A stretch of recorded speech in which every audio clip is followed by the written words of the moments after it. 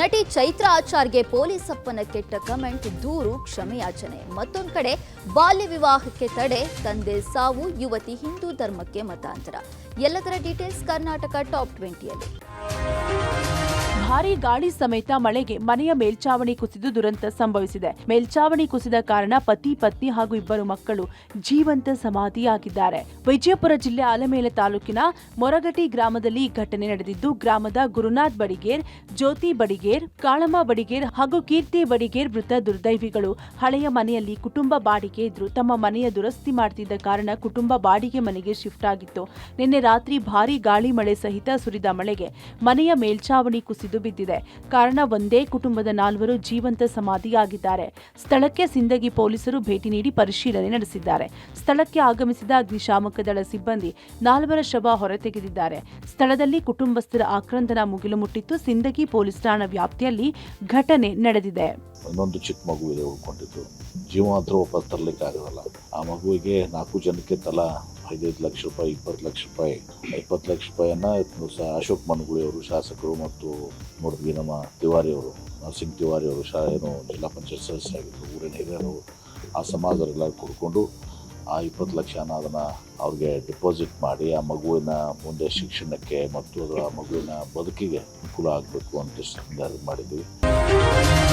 ರಾಜ್ಯದ ವಿವಿಧೆಡೆ ಕಳೆದ 2 ದಿನಗಳಿಂದ ಸುರಿತಾ ಇರುವ ಬಿರುಗಾಳಿ ಸಹಿತ ಭಾರೀ ಮಳೆ ಅವಾಂತರವನ್ನೇ ಸೃಷ್ಟಿ ಮಾಡಿದೆ. ಹಾವೇರಿ, ದಾವಣಗೆರೆ ಸೇರಿದಂತೆ ಹಲವು ಕಡೆಗಳಲ್ಲಿ ಸುರಿದ ಮಳೆ ಲಕ್ಷಾಂತರ ರೂಪಾಯಿ ಬೆಳೆಯನ್ನ ನಾಶ ಮಾಡಿದೆ. ಹಾವೇರಿ ಜಿಲ್ಲೆಯ ರಾಣೆಬೆನ್ನೂರು ತಾಲೂಕಿನಲ್ಲಿ ತಡರಾತ್ರಿ ಸುರಿದ ಬಿರುಗಾಳಿ ಮಳೆಗೆ ಭತ್ತದ ಬೆಳೆ ನಾಶವಾಗಿದೆ. ಭತ್ತದ ಫಸಲನ್ನು ಕಳೆದುಕೊಂಡ ರೈತರು ಕಂಗಾಲಾಗಿದ್ದಾರೆ. ಗ್ರಾಮದ ರೈತ ಬಸನಗೌಡ ಎಂಬುವರಿಗೆ ಸೇರಿದ 5 ಎಕರೆ ಭತ್ತ ಬೆಳೆ ನಾಶವಾಗಿದ್ದು, ಸುತ್ತಮುತ್ತಲಿನ 100 ರೈತರ ಬೆಳೆ ನಾಶವಾಗಿದೆ. ಸುಮಾರು 200 ಎಕರೆಗೂ ಅಧಿಕ ಭತ್ತದ ಫಸಲು ನಾಶವಾಗಿದ್ದು, ಅನ್ನದಾತರು ಸಂಕಷ್ಟಕ್ಕೆ ಸಿಲುಕಿದ್ದಾರೆ. ಬೇಲೂರು, ಉದಗಟ್ಟಿ, ಚಿಕ್ಕುರುವತ್ತಿ ಸೇರಿದಂತೆ ಹಲವು ಗ್ರಾಮದ ರೈತರು ಭತ್ತದ ಫಸಲು ನೆಲಕ್ಕೆ ಬಿದ್ದು ಹಾನಿಯಾಗಿದೆ. ದಾವಣಗೆರೆ ಜಿಲ್ಲೆಯ ಚನ್ನಗಿರಿ ತಾಲೂಕಿನ ಸಂತೆಬೆನ್ನೂರು ಹೋಬಳಿಯ ಕೆಂಪನಹಳ್ಳಿ ಹಾಗೂ ವೆಂಕಟೇಶ್ವರ ಕ್ಯಾಂಪ್ನಲ್ಲೂ ಕೂಡ ಮಳೆ ರೈತರ ನಿದ್ದೆಗೆಡಿಸಿದೆ. ಕಟಾವು ಮಾಡಬೇಕಿದ್ದ ಭತ್ತ ಮಣ್ಣು ಪಾಲಾಗಿದೆ. ತೋಟಗಾರಿಕಾ ಇಲಾಖೆಯ ಅಧಿಕಾರಿಗಳು ಸ್ಥಳಕ್ಕೆ ಬಂದು ಸಮೀಕ್ಷೆ ಮಾಡಿ ಸೂಕ್ತ ಪರಿಹಾರವನ್ನು ನೀಡುವಂತೆ ಆಗ್ರಹಿಸಿದ್ದಾರೆ. ಖ್ಯಾತ ನಟಿ ಚೈತ್ರ ಆಚಾರ್ಗೆ ಕೆಟ್ಟದಾಗಿ ಪೊಲೀಸ್ ಸಿಬ್ಬಂದಿ ಕಮೆಂಟ್, ನಂತರ ಕ್ಷಮೆಯಾಚಿಸಿರುವ ಘಟನೆ ನಡೆದಿದೆ. ಚೈತ್ರ ಆಚಾರ್ ಅವರು ಸೋಷಿಯಲ್ ಮೀಡಿಯಾದಲ್ಲಿ ಪೋಸ್ಟ್ ಮಾಡಿದ ಫೋಟೋಗಳಿಗೆ ಪೊಲೀಸ್ ಸಿಬ್ಬಂದಿ ಮಹೇಶ್ ಹೊಸಮನಿ ಇನ್ಸ್ಟಾಗ್ರಾಮ್ ಖಾತೆಯಿಂದ ಕೆಟ್ಟದಾಗಿ ಕಮೆಂಟ್ ಮಾಡಿದ್ರು. ಪೊಲೀಸ್ ಸಿಬ್ಬಂದಿಯೋರ್ವ ಮಾಡಿದ ಅಸಭ್ಯ ಪದ ಬಳಕೆಗೆ ಚೈತ್ರ ಆಚಾರ್ ಕಿಡಿಕಾರಿದ್ದಾರೆ. ಬೆಂಗಳೂರು ಸಿಟಿ ಪೊಲೀಸರನ್ನ ಟ್ಯಾಗ್ ಮಾಡಿ ಆಕ್ಷನ್ ತೆಗೆದುಕೊಳ್ಳುವಂತೆ ಕೋರಿದ್ದಾರೆ. ಮೆಸೇಜ್ ಸಮೇತ ಸ್ಕ್ರೀನ್ ಶಾಟ್ ತೆಗೆದು ಬೆಂಗಳೂರು ಸಿಟಿ ಪೊಲೀಸರನ್ನ ಟ್ಯಾಗ್ ಮಾಡಿದ್ದಾರೆ. ಕೆಟ್ಟ ಪದ ಬಳಕೆಯ ಜೊತೆಗೆ ಸ್ವಲ್ಪ ಮರ್ಯಾದೆ ಇರಲಿ ಅಂತ ಕೇಳಿದ ವ್ಯಕ್ತಿಗೆ ಕ್ಲಾಸ್ ತೆಗೆದುಕೊಂಡಿದ್ದಾರೆ. ಇತ್ತ ಆಕ್ಷನ್ ತೆಗೆದುಕೊಳ್ಳುವಂತೆ ಚೈತ್ರ ಆಚಾರ್ ಮನವಿ ಮಾಡ್ತಿದ್ದಂತೆ ಪೊಲೀಸ್ ಅಪ್ಪ ಕ್ಷಮೆಯಾಚಿಸಿದ್ದಾನೆ.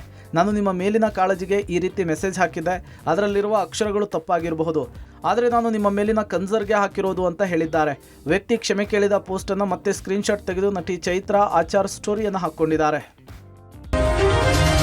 ಪ್ರಶ್ನೆ ಪತ್ರಿಕೆ ಸೋರಿಕೆಯಿಂದ ರದ್ದಾಗಿದ್ದ ನೀಟ್ ಮರುಪರೀಕ್ಷೆಗೆ ದಿನಾಂಕ ನಿಗದಿಯಾಗಿದೆ. ಜೂನ್ 21ಕ್ಕೆ ಮರುಪರೀಕ್ಷೆ ದಿನಾಂಕವನ್ನು ಎನ್ಟಿಎ ನಿಗದಿ ಮಾಡಿ ಪ್ರಕಟಿಸಿದೆ. ಮೇ 3ರಂದು ನಡೆದಿದ್ದ ವೈದ್ಯಕೀಯ ಪದವಿ ಕೋರ್ಸ್ಗಳ ರಾಷ್ಟ್ರೀಯ ಅರ್ಹತಾ ಪರೀಕ್ಷೆಯ ಪ್ರಶ್ನೆ ಪತ್ರಿಕೆ ಸೋರಿಕೆಯಾಗಿತ್ತು. ಇದಾದ ಬಳಿಕ ಆ ಪರೀಕ್ಷೆಯನ್ನ ಎನ್ಟಿಎ ರದ್ದುಗೊಳಿಸಿತ್ತು. ಪ್ರಕರಣ ಸಂಬಂಧ ಹಲವರನ್ನ ಬಂಧಿಸಿ ವಿಚಾರಣೆ ನಡೆಸಲಾಗುತ್ತಿದೆ. ಪ್ರಶ್ನೆ ಪತ್ರಿಕೆ ಸೋರಿಕೆಯಿಂದ ವಿದ್ಯಾರ್ಥಿಗಳಲ್ಲೂ ಗೊಂದಲ ಉಂಟಾಗಿತ್ತು. ಅಲ್ಲದೆ ದೇಶಾದ್ಯಂತ ವ್ಯಾಪಕ ಆಕ್ರೋಶ, ಪ್ರತಿಭಟನೆಗೆ ಕಾರಣವಾಗಿತ್ತು. ಈ ಬೆನ್ನಲ್ಲೇ ರಾಷ್ಟ್ರೀಯ ಪರೀಕ್ಷಾ ಪ್ರಾಧಿಕಾರ ಮರುಪರೀಕ್ಷೆಗೆ ದಿನಾಂಕ ಘೋಷಣೆ ಮಾಡಿದೆ. ಜೂನ್ 21 ಭಾನುವಾರ ನೀಟ್ ಯುಜಿ ಪರೀಕ್ಷೆ ನಡೆಸಲು ನಿರ್ಧರಿಸಿದೆ. 21 ವರ್ಷಕ್ಕೂ ಮುನ್ನವೇ ಯುವಕನಿಗೆ ಮದುವೆ ಮಾಡ್ತಾ ಇದ್ದ ಮಾಹಿತಿ ಅರಿತ ಪೊಲೀಸರು ಮದುವೆ ಮನೆ ಮೇಲೆ ದಾಳಿ ನಡೆಸಿ ಮದುವೆ ನಿಲ್ಲಿಸಿದ್ದಾರೆ. ಇದರಿಂದ ವರನ ತಂದೆಗೆ ಹಾರ್ಟ್ ಅಟ್ಯಾಕ್ ಆಗಿ ಆಸ್ಪತ್ರೆಗೆ ಸಾಗಿಸುವ ಮಾರ್ಗ ಮಧ್ಯೆಯೇ ಮೃತಪಟ್ಟಿರುವ ಘಟನೆ ಚಿಕ್ಕಬಳ್ಳಾಪುರ ಜಿಲ್ಲೆಯ ಚಿಂತಾಮಣಿ ತಾಲೂಕಿನ ಬೈರಾಬಂಡೆ ಗ್ರಾಮದಲ್ಲಿ ನಡೆದಿದೆ. ಗ್ರಾಮದ ವೆಂಕಟರಮಣಪ್ಪ ಮೃತ ತಂದೆ. ಅಂದಹಾಗೆ ಮಗನಿಗೆ ಇನ್ನೂ 21 ವರ್ಷ ತುಂಬುವ ಮೊದಲೇ ಮದುವೆಗೆ ಸಕಲ ತಯಾರಿ ನಡೆಸಿದ ವರನ ಸ್ವಗೃಹದ ಬಳಿಯೇ ಮದುವೆಗೆ ಸಕಲ ಸಿದ್ಧತೆಯಾಗಿತ್ತು. 112 ಕರೆಗೆ ಬಂದಂತಹ ಮಾಹಿತಿಯನ್ನು ಆಧರಿಸಿ ಬಿಟ್ಲಳ್ಳಿ ಪೊಲೀಸರು ಮನೆಗೆ ಭೇಟಿ ಕೊಟ್ಟು ಮದುವೆ ನಿಲ್ಲಿಸುವಂತೆ ತಾಕೀತು ಮಾಡಿದ್ರಂತೆ. ಇದರಿಂದ ಹಾರ್ಟ್ ಅಟ್ಯಾಕ್ ಆಗಿ ವೆಂಕಟರಮಣಪ್ಪ ಸಾವನ್ನಪ್ಪಿದ್ದಾರೆ. ಹೀಗಾಗಿ ಮೃತನ ಸಂಬಂಧಿಕರು ಮೃತದೇಹವನ್ನು ಬಟ್ಲಳ್ಳಿ ಪೊಲೀಸ್ ಠಾಣೆಯ ಎದುರು ತಂದು ಸಾವಿಗೆ ಪೊಲೀಸರೇ ಕಾರಣ ಅಂತ ಆಕ್ರೋಶ ಹೊರಹಾಕಿದ್ರು. ಕೊನೆಗೆ ಸಂಬಂಧಿಕರಿಗೆ ಕಾನೂನು ಅರಿವನ್ನು ಮೂಡಿಸಿ ಮೃತದೇಹವನ್ನು ಸ್ವಗ್ರಾಮಕ್ಕೆ ರವಾನಿಸಲಾಯಿತು. ಶನಿವಾರ ಅಪರೂಪದ ಅಮಾವಾಸ್ಯೆ. ಜ್ಯೇಷ್ಠ ಶುದ್ಧ ಮಾಸದಲ್ಲಿ ಶನಿವಾರವೇ ಅಮಾವಾಸ್ಯೆ ಬಂದಿದ್ದು ಇದು 13ರಿಂದ 14 ವರ್ಷಕ್ಕೊಮ್ಮೆ ಸಂಭವಿಸುತ್ತದೆ. ಶನಿ ಅಮಾವಾಸ್ಯೆ ಶಕ್ತಿಶಾಲಿ ಅಮಾವಾಸ್ಯೆಯಾಗಿದ್ದು ಶನಿದೋಷ ಪರಿಹಾರಕ್ಕೂ ಮುಹೂರ್ತವಾಗಿದೆ. ಶನಿವಾರ ಶನಿ ಜಯಂತಿಯೊಂದೇ ಬಂದಿರುವ ಅಮಾವಾಸ್ಯೆ ಶನಿ ದೋಷ ನಿವಾರಣೆಯ ರಹದಾರಿ ಅಂತ ಜ್ಯೋತಿಷಿಗಳು ಸಲಹೆ ನೀಡಿದ್ದಾರೆ. ಶನಿ ಪೀಡೆ ನಿವಾರಣೆಗೆ ಮಾಡುವ ಪೂಜೆ ಪುನಸ್ಕಾರಕ್ಕೆ ಈ ದಿನ ಫಲ ಹೆಚ್ಚು. 7.5 ಇರೋರು ಈ ದಿನ ಶನಿ ದೇವರ ಸ್ಮರಣೆ, ಆಂಜನೇಯನ ಸ್ಮರಣೆ, ರುದ್ರ ಸ್ಮರಣೆ ಮಾಡಬೇಕು. ತುಪ್ಪ ಎಳ್ಳೆಣ್ಣೆ ದೀಪವನ್ನ ಹಚ್ಚಿ ಎಳ್ಳು ದಾನ, ಕಪ್ಪು ಬಟ್ಟೆ ದಾನ, ಹೋಮಗಳನ್ನ ಮಾಡಬೇಕು ಅಂತ ಜ್ಯೋತಿಷಿಗಳು ಹೇಳಿದ್ದಾರೆ. ಅಧಿಕ ಮಾಸ ಎಫೆಕ್ಟ್ ನಿಂದ ನಾಳೆಯಿಂದ ಮುಹೂರ್ತವಿಲ್ಲ. ಮೇ 15ರಿಂದ ಜೂನ್ 15ರವರೆಗೆ ಯಾವುದೇ ಶುಭ ಕಾರ್ಯಗಳಿಗೆ ಮುಹೂರ್ತ ಇಲ್ಲ ಅಂತಾರೆ ಜ್ಯೋತಿಷಿಗಳು. ಚನ್ನಪಟ್ಟಣ ತಾಲೂಕಿನಲ್ಲಿ ಚಿರತೆ ಉಪಟಳ ಮುಂದುವರೆದಿದ್ದು ತಾಲೂಕಿನ ವಾಲೆತೋಪು ಗ್ರಾಮದ ಮುಖ್ಯ ರಸ್ತೆಯಲ್ಲಿ ಚಿರತೆ ಕಾಣಿಸಿಕೊಂಡಿದ್ದು ಗ್ರಾಮೀಣ ಪ್ರದೇಶದ ಜನರಲ್ಲಿ ಆತಂಕ ಮೂಡಿಸಿದೆ. ರಾತ್ರಿ ವೇಳೆ ಬೈಕ್ ಹಾಗೂ ಮಿನಿ ಬಸ್ಗೆ ಅಡ್ಡಲಾಗಿ ಚಿರತೆ ಓಡಾಡಿದ್ದನ್ನ ಕಂಡು ದ್ವಿಚಕ್ರ ವಾಹನ ಸವಾರರು, ಕಾರ್ಮಿಕರು ಹಾಗೂ ರೈತರು ಭಯಭೀತರಾಗಿದ್ದಾರೆ.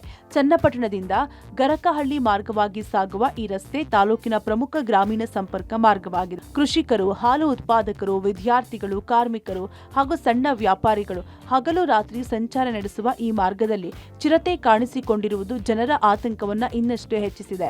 ಚಿರತೆ ರಸ್ತೆ ದಾಟುವ ವಿಡಿಯೋ ವಾಹನದ ಡ್ಯಾಶ್ ಕ್ಯಾಮೆರಾದಲ್ಲಿ ಸೆರೆಯಾಗಿದ್ದು ಸಾಮಾಜಿಕ ಜಾಲತಾಣದಲ್ಲಿ ವೈರಲ್ ಆಗಿದ್ದು ಕೂಡಲೇ ಚಿರತೆ ಸೆರೆ ಹಿಡಿಯುವಂತೆ ಅರಣ್ಯ ಇಲಾಖೆ ಅಧಿಕಾರಿಗಳಿಗೆ ಗ್ರಾಮಸ್ಥರು ಒತ್ತಾಯ ಮಾಡಿದ್ದಾರೆ. ಮನೆ ಮುಂದೆ ನಿಲ್ಲಿಸಿದ ವಾಹನಗಳಿಗೆ ಕಿಡಿಗೇಡಿಗಳು ಪೆಟ್ರೋಲ್ ಸುರಿದು ಬೆಂಕಿ ಹಚ್ಚಿರುವ ಘಟನೆ ಚಿಕ್ಕಬಳ್ಳಾಪುರ ತಾಲೂಕಿನ ಅರಸನಹಳ್ಳಿ ಗ್ರಾಮದಲ್ಲಿ ನಡೆದಿದೆ. ತಡರಾತ್ರಿ ಗ್ರಾಮದ ಪ್ರಕಾಶ್ ಎಂಬುವರ ಮನೆ ಮುಂದೆ ನಿಲ್ಲಿಸಲಾಗಿದ್ದ ಬುಲೆಟ್ ಬೈಕ್, ಆಕ್ಟಿವಾ ಹೋಂಡಾ, ಟಿವಿಎಸ್ ಸ್ಟಾರ್ ಸಿಟಿ ಸೇರಿದಂತೆ ಟ್ರ್ಯಾಕ್ಟರ್ ಹಾಗೂ ಕಾರಿಗೆ ಪೆಟ್ರೋಲ್ ಸುರಿದು ಬೆಂಕಿ ಹಚ್ಚಲಾಗಿದೆ. ಘಟನೆಯಲ್ಲಿ ಟಿವಿಎಸ್ ಸ್ಟಾರ್ ಸಿಟಿ ಬೈಕ್ ಸಂಪೂರ್ಣ ಕರಕಲಾಗಿದೆ.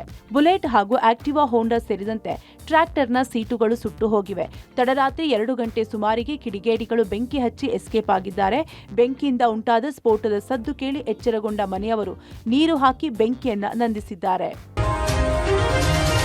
ಜೀತದಾಳಾಗಿದ್ದ 37 ಅಂತಾರಾಜ್ಯ ಕೂಲಿ ಕಾರ್ಮಿಕರನ್ನ ರಕ್ಷಣೆ ಮಾಡಿರುವ ಘಟನೆ ವಿಜಯನಗರ ಜಿಲ್ಲೆಯಲ್ಲಿ ನಡೆದಿದೆ. ಹೊಸಪೇಟೆ ತಾಲೂಕಿನ ಮರಿಯಮ್ಮನಹಳ್ಳಿ ಹೋಬಳಿಯ ನಂದಿಬಂಡಿಯಲ್ಲಿ ಇಟ್ಟಿಗೆ ಬಟ್ಟಿಯಲ್ಲಿ ಒಡಿಶಾ ಮೂಲದ 37 ಜನ ಕೂಲಿ ಕಾರ್ಮಿಕರು ಜೀತದಾಳಾಗಿದ್ರು. ಇಟ್ಟಿಗೆ ಬಟ್ಟಿ ಮಾಲೀಕ ಶ್ರೀನಿವಾಸ್ ಎನ್ನುವಾತ ಕೂಲಿ ಕಾರ್ಮಿಕರನ್ನ ಶೆಡ್ನಲ್ಲಿ ಕೂಡಿ ಹಾಕಿ ಬಲವಂತವಾಗಿ ಕೆಲಸ ಮಾಡಿಸ್ತಾ ಇದ್ದ. ಪ್ರತಿ ಕುಟುಂಬಕ್ಕೆ 40,000 ಹಣ ಮುಂಗಡುವ ಕೊಟ್ಟು ಒಡಿಶಾದಿಂದ ಕರ್ಕೊಂಡು ಬಂದಿದ್ದ. ಬಲವಂತವಾಗಿ ಕೆಲಸ ಮಾಡಿಸಿಕೊಂಡು ವಾರಕ್ಕೆ 500 ರೂಪಾಯಿಯಂತೆ ಒಂದೊಂದು ಕುಟುಂಬಕ್ಕೆ ಕೊಡ್ತಾ ಇದ್ದಂತೆ ಈ ವಿಷಯ ಬೆಳಗಾವಿಯ ಸ್ಪಂದನ ಸಂಸ್ಥೆಗೆ ಸಿಕ್ಕಿತ್ತು. ಆ ಬಳಿಕ ಸ್ಪಂದನ ಸಂಸ್ಥೆಯಿಂದ ಜಿಲ್ಲಾಡಳಿತಕ್ಕೆ ಮಾಹಿತಿ ಕೊಡಲಾಗಿತ್ತು. ಮಾಹಿತಿ ಆಧಾರದ ಮೇಲೆ ಅಧಿಕಾರಿಗಳು ಇಟ್ಟಿಗೆ ಬಟ್ಟಿ ಮೇಲೆ ದಾಳಿ ನಡೆಸಿ ಕೂಲಿ ಕಾರ್ಮಿಕರನ್ನ ರಕ್ಷಣೆ ಮಾಡಿದ್ದಾರೆ. ವಿಜಯನಗರ ಜಿಲ್ಲಾಧಿಕಾರಿ ಕವಿತಾ ಎಸ್ ಮನ್ನಿಕೇರಿ ಅವರು ನಿನ್ನೆ ಸಂಜೆ ಒಡಿಶಾ ರಾಜ್ಯಕ್ಕೆ ರೈಲ್ವೆ ಮೂಲಕ ಕೂಲಿ ಕಾರ್ಮಿಕರನ್ನ ವಾಪಸ್ ಕಳಿಸಿದ್ದಾರೆ. ಈ ಕುರಿತು ಶ್ರೀನಿವಾಸ್, ಮಹದೇವ್ ರಾವ್ ಮತ್ತು ವೆಂಕಟಪ್ರಸಾದ್ ವಿರುದ್ಧ ಎಫ್ಐಆರ್ ದಾಖಲಾಗಿದೆ.